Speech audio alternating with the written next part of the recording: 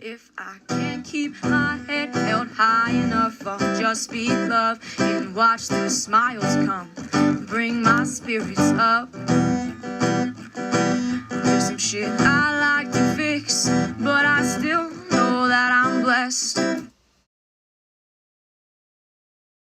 Welcome back, everybody, to my coverage of the Kristin Smart trial. We're heading into week 6, Wednesday, August 24th of 2022. Monterey County Courthouse in Salinas, California.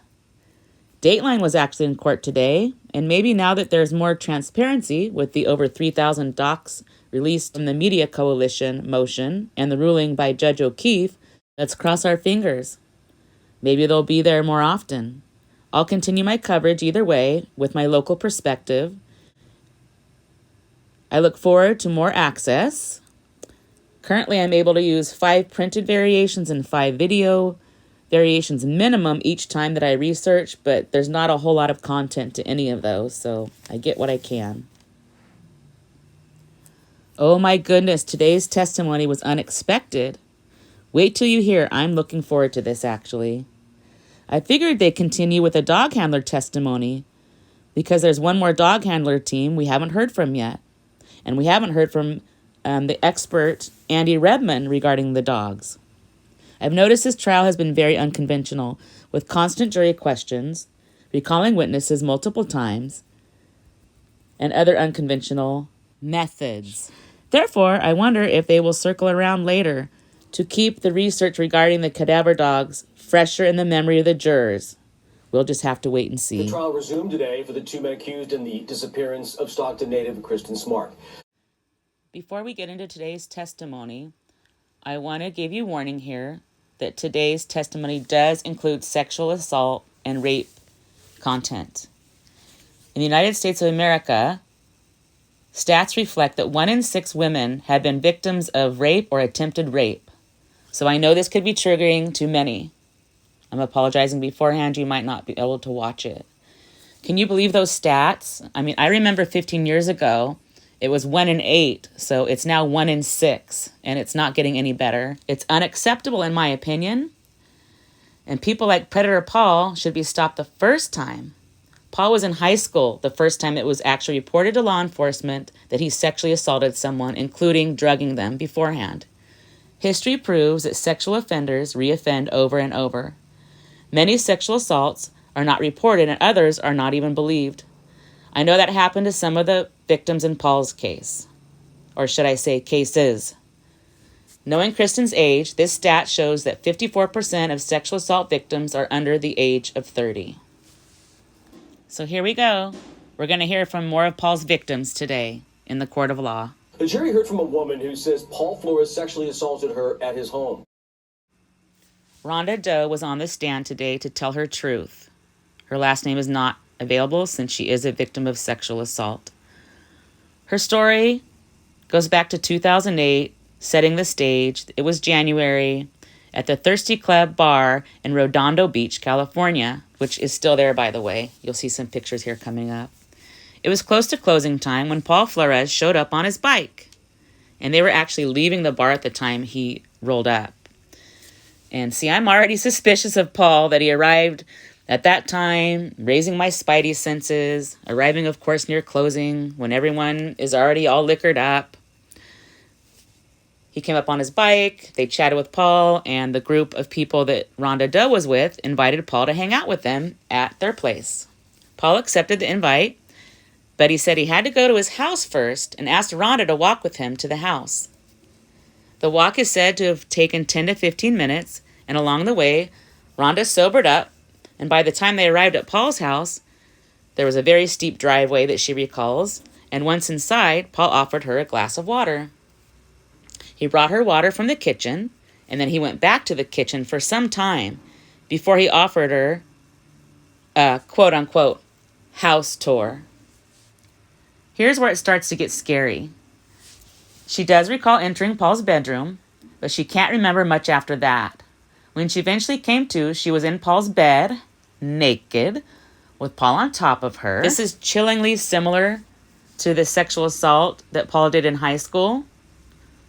Most of you might know about that. I do talk about it in my Wasna episode. Anyway, moving on. It seems like Paul stuck to his same MO all these years. When asked if she consented by the prosecution, Rhonda Doe answered, quote, "No, I don't even remember how we got to that point," end quote. Let's continue on. It gets more disturbing from here. She does recall coming to a few times, and one of those times, Paul was asking her what his name was. She couldn't remember, and Paul seemed pretty satisfied by that. Another time she came to, and he was putting a ball gag in her mouth. Whew, he said it was so he wouldn't wake up his roommate. Okay, wait a second. I wonder if it's the same roommate who intervened when Paul held the butter knife to his then girlfriend's throat. Okay, now I don't want to sound naive, but I didn't realize that ball gags are used to stifle screams. Okay, hold on. I looked into it, and although it's used to keep people from speaking, BDSM, kink, etc., Paul, of course, takes it next level and uses it for stifling screams. It's also known for control and punishment. Back to Rhonda. When Paul was putting the ball gag on her, he was having anal sex with her. I know YouTube's not going to like these words. I'm sorry, but I'm going off of what was said in court. We're not monetized anyway and don't plan to be. She would never consent to that, she said, and she had a medical condition where she would never consent to it. When she next woke, she remembers crying, curled up next to the bed. She explained she was alert all the way up to, quote, when we were in the bedroom. Rhonda described her injuries as, quote, "I was definitely bleeding and sore from the anal sex. I was in pain for probably at least 2 days." She testified to how she was in and out of consciousness, later waking up crying, curled up in a ball, asking Paul to take her home, which he did. She admits she did not report her sexual assault to law enforcement, and when asked by prosecution, she claims that she didn't report it because she was confused. She remembered so little. She knew rape cases rarely get tried, and so it seemed to be of no point. Check out this stat here where 80% of sexual assaults go unreported. That is staggering. Fast forward to last year, 2021, Rhonda Doe was scrolling online and saw Paul's picture with the arrest article. She immediately lost her breath. I can just imagine. Ugh. She couldn't believe it was the same person, so she contacted law enforcement at that time. Let that sink in, guys. That May 2021, Rhonda was shown a 6-pack photo lineup, and she did ID Paul as her rapist. This is the actual photo she was shown. The prosecution asked Rhonda her degree of certainty, and she said, quote, "I am certain there's something in his eyes that is ingrained. That's something I did not forget." After meeting at a bar back in 2008, she says Flores spiked her glass of water and described the assault in graphic detail. Heading into cross-examination by Robert Sanger now, Rhonda Doe had a slightly different answer for him regarding Paul's photo in the 6-pack photo lineup. He also asked if she was able to identify Paul out of a photo lineup with 100% certainty. She did identify Paul from the 6 photos she was shown, but admitted she wasn't sure at the time it was him. Further in cross-examination, Sanger asked Rhonda if she lived on Newport Avenue in Grover Beach in 1996. Her answer was yes. Sanger then published a map showing the distance from that house to the billboard of Kristin in the village of Rio Grande. His map says it was 3.2 miles away.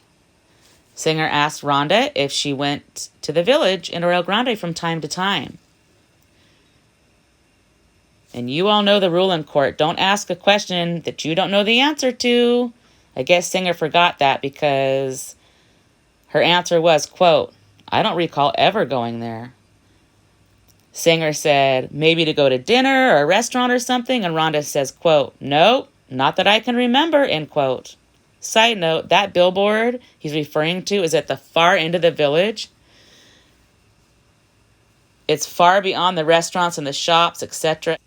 It sits in front of James Murphy's office, who is the attorney for the Smart family. And if you look at the map here, you enter from that 101 side, and then the far end through the village is where the billboard is. So the restaurants fall prior to that. We have several videos of the village on our channel. Some are related to this case, some are history, some are just leisurely visits when we go down there. If you're interested, it is on the playlist in the title of Arroyo Grande Village. Will be somewhere in the title. There have been multiple occasions that I'm aware of where Sanger didn't seem to get the answer he was fishing for.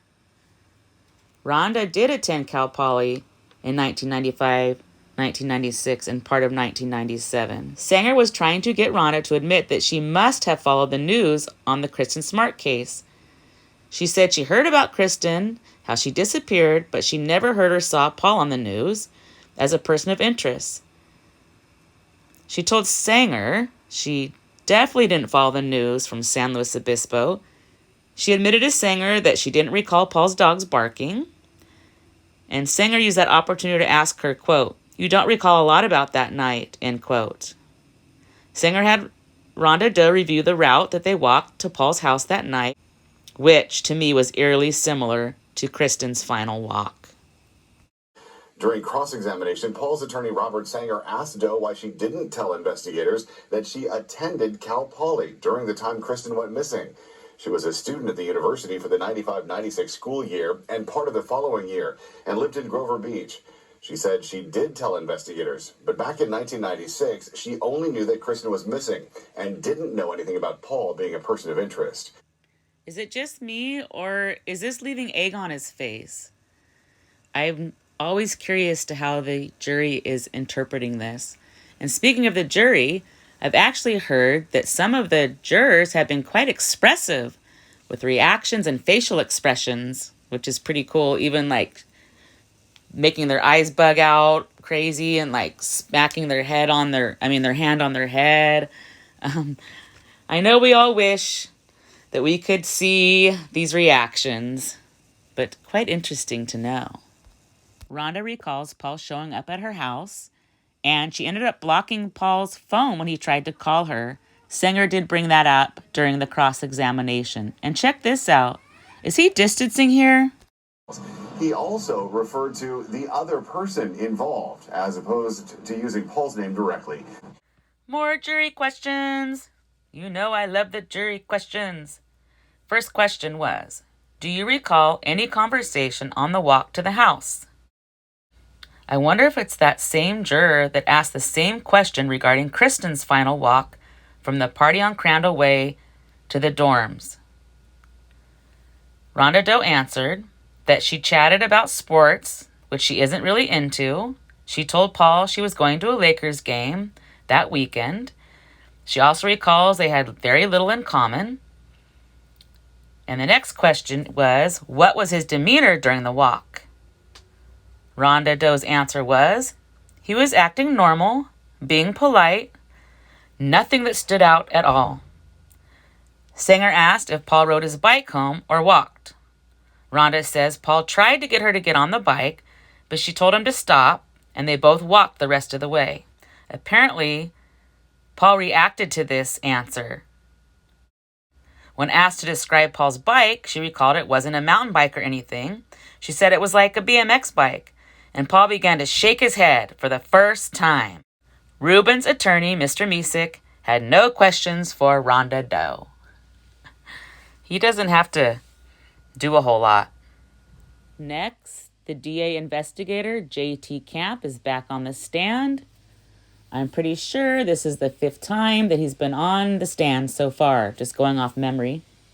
J.T. Camp went over particulars of his interview with Rhonda Doe. He also showed several pictures of Paul's house at the time and pictures of the Thirsty Club bar, which you saw earlier in this video. J.T. Camp also, during cross-examination with Robert Sanger, was asked how he came up with the other 5 pictures in Paul's lineup. He challenged him on the walking distance from the bar to Paul's house. And he also wanted to know why he didn't show Rhonda Doe any other houses besides Paul's. And unfortunately, they didn't tell us what the answers to those things are in any of the covers that I looked up.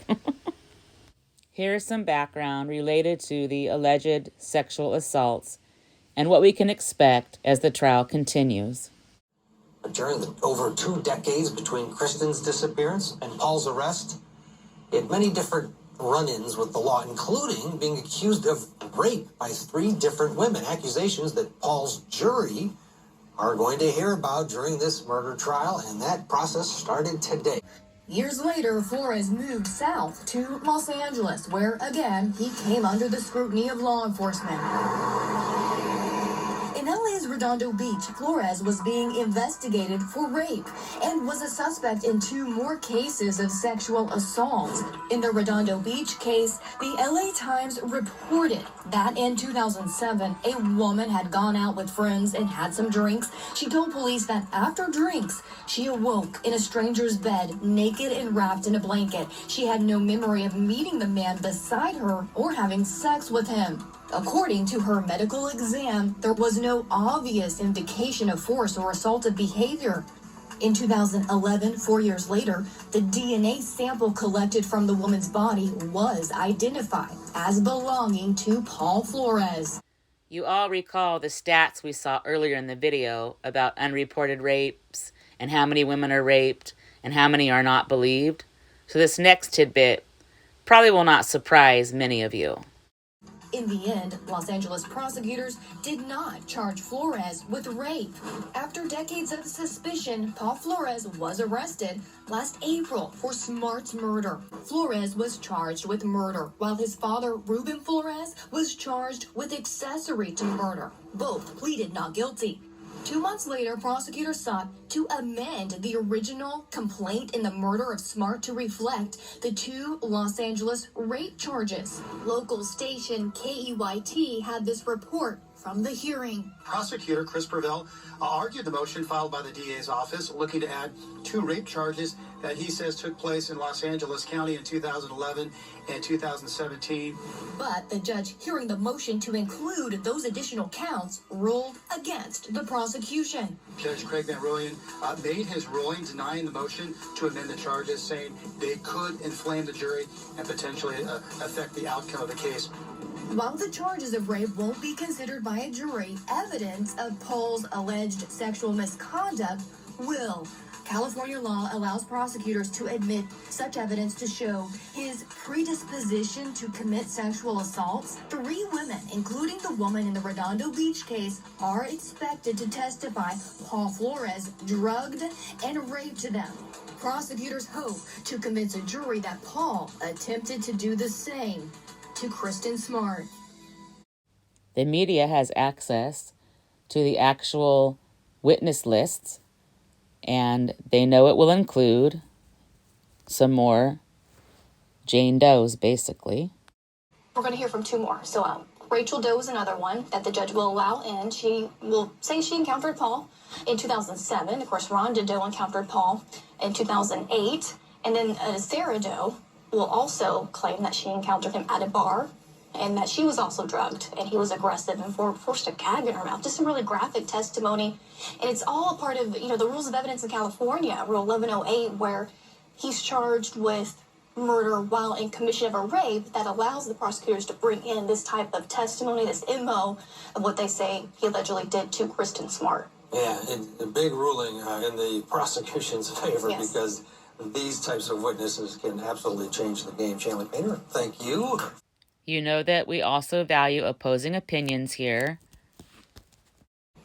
I have a big problem with it because they're not consistent with what they believe happened to Ms. Smart. We have, yes, we have signs of rape, but there's no murder. And for the prosecution to think that in their opening statement to lay out these facts where we have no evidence at all and we don't even have a body is a problem. The evidence that they're presenting, yes, it looks like that person. It leads to the rape charges for the current victims. but it doesn't lead to like a murder charge. They need more. Yeah, Neighbor, you think, boy, he should be on trial for or for drugging these women. There seems to be some evidence of that. Amen to that. And California law is very prosecution friendly when it comes to these cases, and Chanley nailed it. It's Penal Code Section 1108. Normally, Law School 101, you don't get propensity evidences, but California law does allow it when you're talking about a rape and there's other potential sexual assaults. And what we heard today was very graphic. You know, the alleged victim was drugged, when she walked into his house. She asked for a cup of water. Next thing you know, she's being sexually assaulted. So it's a tough case with respect to Smart, but the jurors are not going to like Paul when one victim after another comes and testifies, and that cumulative evidence is going to be very hard to overcome if you're the defense here. And now from someone agreeing with what we're used to hearing, more of the popular opinion. The fact that this evidence will, in fact, lead to a conviction. I mean, you have 3 Jane Does come in and say that they were sexually assaulted, and this fits a pattern. Allegations that are that he sexually assaulted her. That becomes problematic without having a medical examiner actually doing an autopsy on the body. That said, there's so many pieces of circumstantial evidence that seem to, when you arrange it as a picture, point to one conclusion, and that's guilt beyond a reasonable doubt. Here's where this type of testimony does get dicey. The problem is the conviction really, the way I see it is, and this is where I agree with Eklund a bit too, is that it's going to be based not on the evidence that he attacked Miss Smart, because there is no evidence that he sexually assaulted Miss Smart, and there's nothing connecting him to the murder. The conviction is going to be based on improper inferences that he did what the state believes he did based on what he did to other women. And that, to me, is the big problem here, and that's where I think the judge made the mistake. Had there been evidence that Miss Smart was sexually assaulted, I think the evidence would clearly be admissible. But there's no evidence to back up that correlation, and that's where I think the judge's decision falls apart. It will lead to a conviction, yes, but it'll certainly be probably issue number 1 on appeal. There are some problematic areas in the case. A huge problem. Cases for the defense always get better with age, like wine.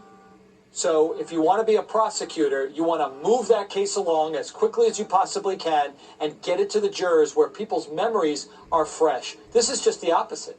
All right, so Mark, for the family, there was never a body recovered. Do you think it is possible that they will get justice in the murder of their daughter? First of all, I'm a father of 3. You don't ever feel like there's any closure or justice, even when a jury says the words that you want, because there's appeals, for years. Mm-hmm. That said, I think that the prosecutors have a decent case without a body, and it's going to be very challenging for the defense to make reasonable doubt. When I hear them mention appeals, I just immediately think of her family. I can't even bear to consider it. I do appreciate the expert opinions, like all the ones we heard here, and we're going to be keeping the hope for justice for Kristin in the court of law and recovering her remains. And the list continues to grow for those who are not fans of Paul Flores. Absolutely. It'd be interesting to see. But you just have to think that the jury, to both all your points, hates him. And then will, by the end of the third witness, telling a similar story. And it's not going to go well for him. So I've really been digging deep for you guys. I actually joined Twitter and I joined Reddit. And these are 2 things I never, ever thought I would do. I basically stay away from social media as a whole on a personal level. But this is business.